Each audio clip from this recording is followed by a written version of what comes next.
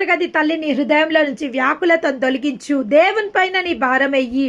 మన ఉద్దేశంలో సఫలపరిచే దేవుని పైన మన భారం ఎద్దాం. ఎందుకంటే దేవుడే స్వయంగా చెప్పడం జరిగింది, ప్రయాసపడి భారం వస్తున్న సమస్త జనులారా నా యొద్దకు రండి, నేను మీకు విశ్రాంతిని అనుగ్రహిస్తా.